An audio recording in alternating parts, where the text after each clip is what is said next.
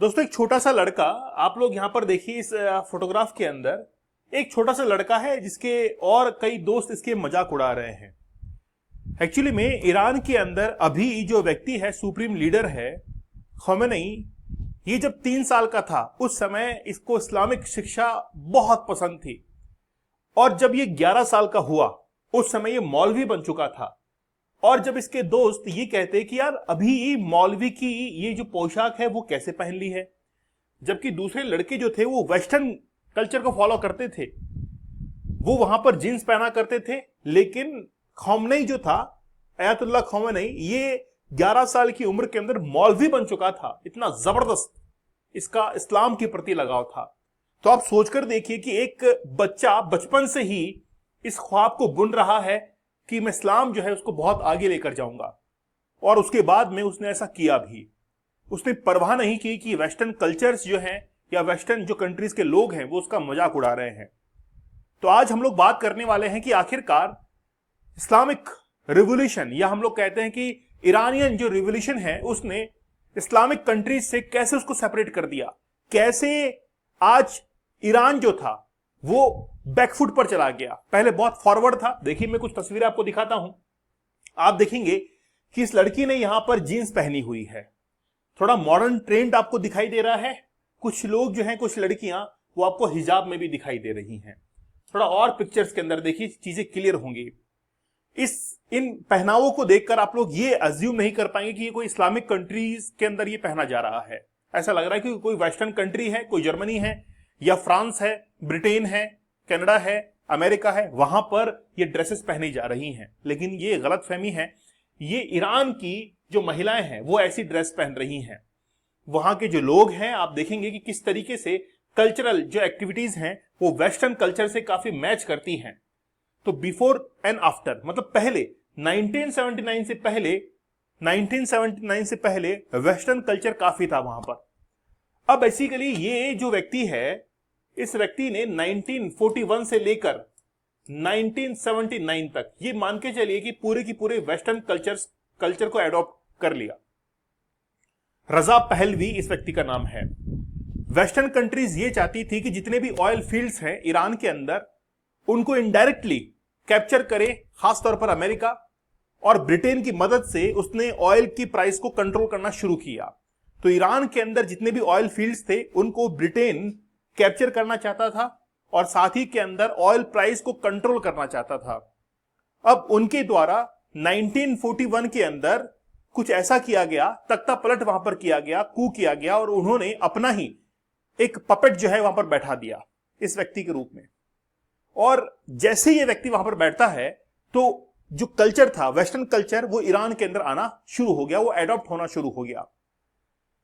तो Reza Pahlavi ने 1979 तक वेस्टर्न कल्चर को बहुत अच्छे से इंप्रूव किया, बहुत अच्छे से वहां पर इन्वॉल्व किया, और जो इस्लामिक जो कट्टर जो होते हैं उनको वहां से पूरी तरीके से हटा दिया।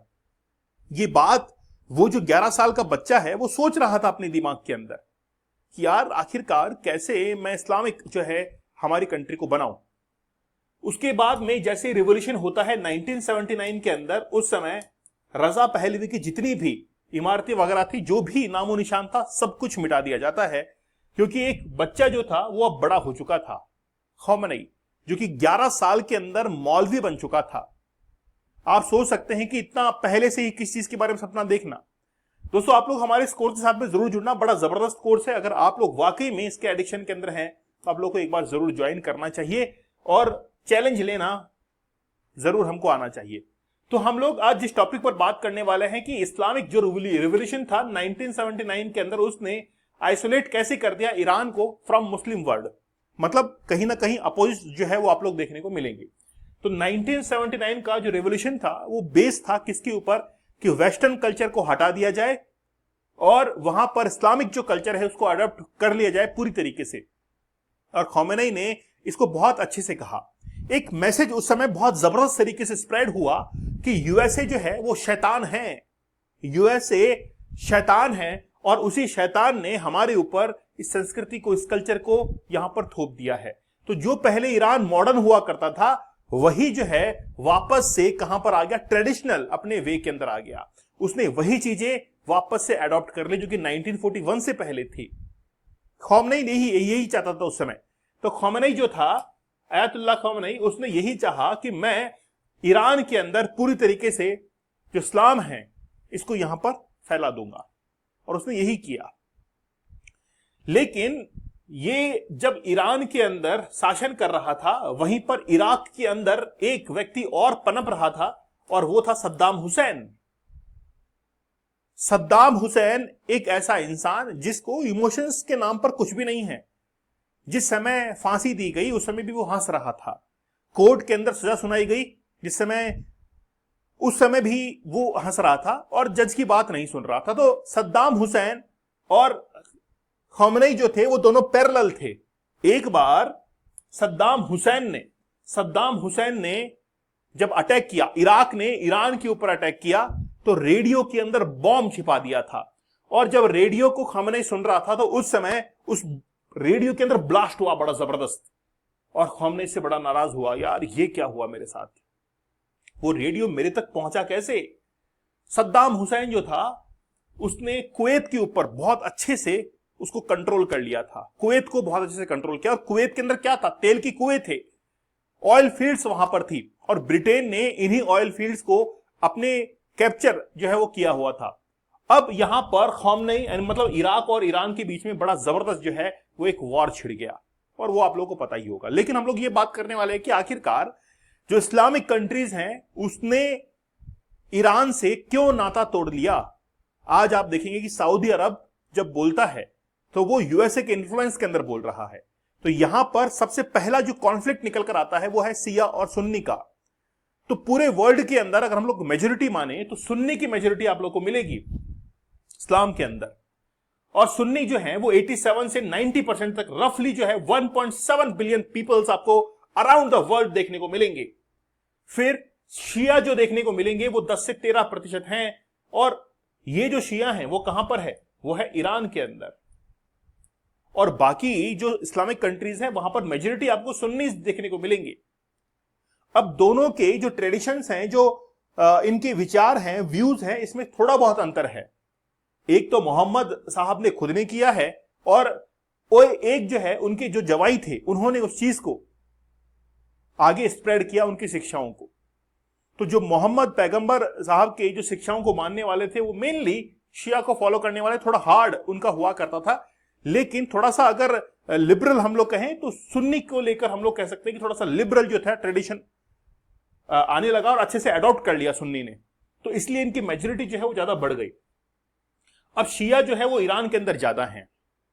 अब दोनों के अंदर कॉन्फ्लिक्ट होना शुरू होता है। यही कॉन्फ्लिक्ट जो है वो इराक और ईरान का मान लीजिए आप लोग, सेम है शिया और सुन्नी का। तो हमेशा जो है वो कॉन्फ्लिक्ट होता है शिया और सुन्नी के बीच में। पूरे विश्व के अंदर, एशिया में आप लोग देखेंगे तो एशिया की जो पॉपुलेशन है, उस एशिया की पॉपुलेशन के अंदर टोटल जो पॉपुलेशन है 23.3% वो किसका है, वो मुस्लिम्स का है। फिर अगर आप लोग सेंट्रल एशिया के अंदर देखेंगे तो 81% के आसपास टोटल पॉपुलेशन जो है वो किसकी है, मुस्लिम्स की है। ठीक है, तो आप लोग यहां पर 91.1% देखिए।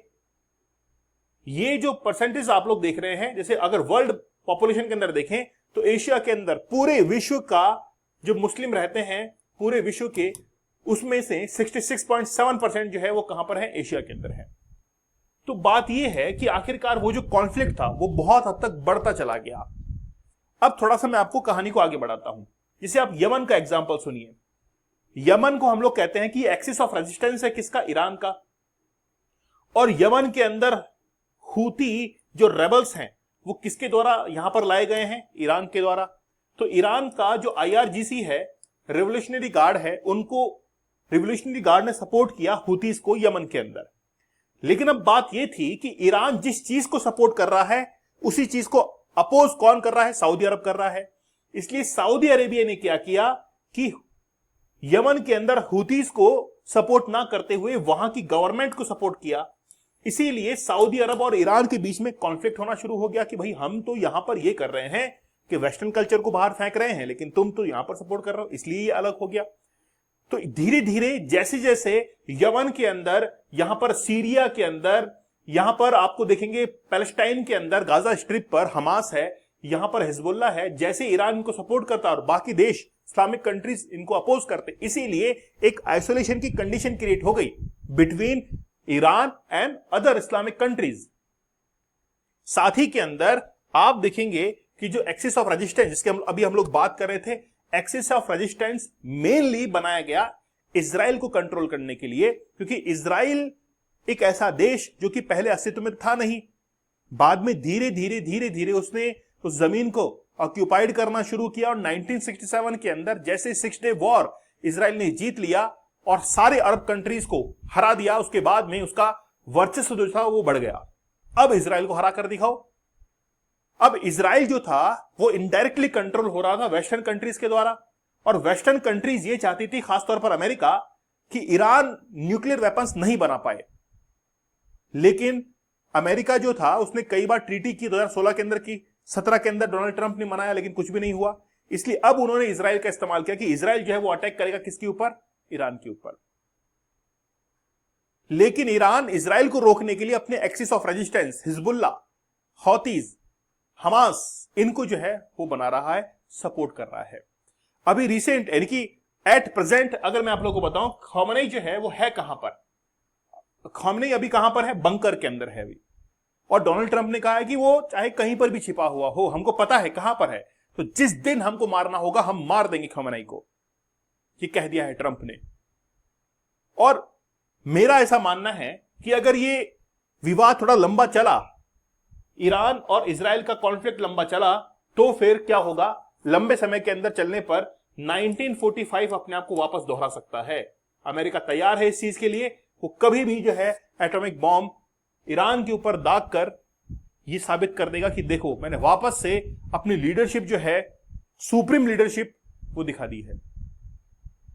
तो जितने भी कॉन्फ्लिक्ट चले थे, चाहे सिया सुन्नी के हो, इराक ईरान के हो, सद्दाम हुसैन और खमेनी के बीच में हो, जो भी कुछ हो, आज उसने ईरान को सेपरेट कर दिया है, आइसोलेट कर दिया है अदर इस्लामिक कंट्रीज से। तो इराक तो पहले ही अलग, सऊदी अरब वैसे ही अलग हो गया, और ईरान जो था वो अब अकेला पड़ गया। ईरान के पास में एक एडवांटेज क्या है? ईरान के पास में एडवांटेज है कि ईरान जो है वो चारों तरफ से पहाड़ियों से घिरा हुआ देश है, चारों तरफ पहाड़ियां उसके, इसीलिए इजीली जो है वो ईरान के अंदर बाय लैंड एंटर होना बहुत मुश्किल है। तो बात यह है कि एक 3 साल का बच्चा जिसने इस्लामिक शिक्षा लेना शुरू की और 11 साल की उम्र के अंदर वो मौलवी बन चुका था, आप सोचिए कितना डेस्परेट था वो इस्लाम को इतना जल्दी ईरान के अंदर लाने के लिए, क्योंकि उसको वेस्टर्न कल्चर पसंद नहीं आ रहा था। आप लोग क्या मानना है कि ईरान ने सही किया या गलत किया? मुझे आप लोग कमेंट सेक्शन में जरूर बताइएगा। दोस्तों, आप लोग इस चैलेंज को जरूर एक्सेप्ट कीजिएगा ताकि आप लोग इस एडिक्शन से, पोर्नोग्राफी के एडिक्शन से बाहर निकले, और आपको कंसंट्रेशन और साथ ही में फोकस जो है डेवलप होगा, तो लाइफ ऑटोमेटिक चेंज होगी। एक बार इस चैलेंज को एक्सेप्ट कीजिएगा। हमने आपके लिए 2 चैलेंज यहां पर अवेलेबल करवाए हैं। एक तो है आपके लिए 75 डेज का हार्ड चैलेंज और एक है 100 डेज का हार्ड चैलेंज। टोटल हो जाएगा 175 डेज का हार्ड चैलेंज। अभी ऑफर में आपको ये कोर्स जो है आपको मिल जाएगा। तो आप टेलीग्राम पर और इंस्टाग्राम पर मुझे ज्वाइन कर सकते हैं, दीपक इंदर ऑफिशियल, ठीक है, सेम है। और चैनल पर नए तो सब्सक्राइब आप लोग जरूर कर लीजिएगा। तो मिलते हैं आप लोगों से अगले सेशन में, तब तक धन्यवाद, थैंक यू, जय हिंद।